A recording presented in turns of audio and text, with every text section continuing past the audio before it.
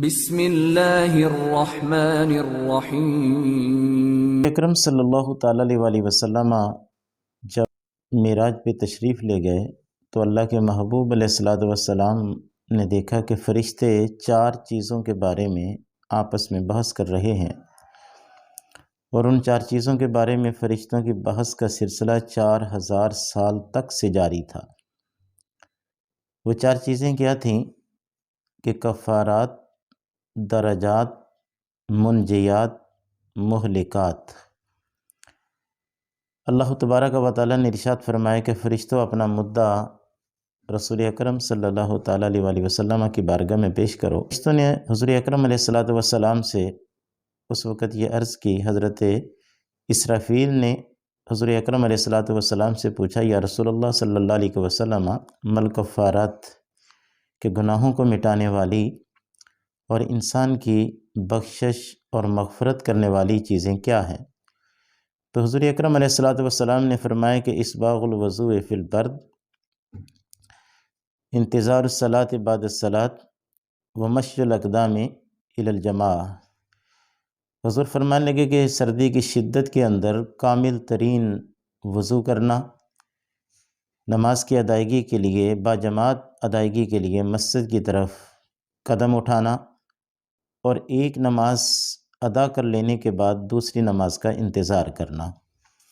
حضرت میکائیل نے حضور اکرم علیہ السلام کی بارگاہ میں عرض کی، یا رسول اللہ صلی اللہ علیہ وسلم، مد درجات، درجات کیا ہیں؟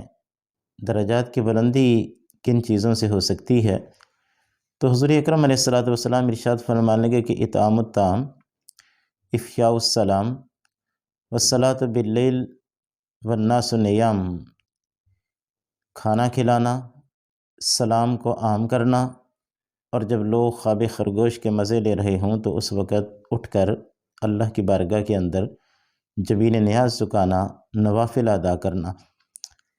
پھر حضرت جبرائیل رضی اللہ تعالیٰ عنہ نے حضور اکرم علیہ السلام کی بارگاہ میں عرض کی کہ مل منجیات، نجات دینے والی چیزیں یا رسول اللہ صلی اللہ علیہ وسلم کون سی ہیں؟ تو اللہ کے محبوب علیہ السلام نے ارشاد فرمایا کہ خشیت اللہ فی السر والعلانیہ، والقسط فی الفقر والغنا، والعدل فی الغضب والرضا۔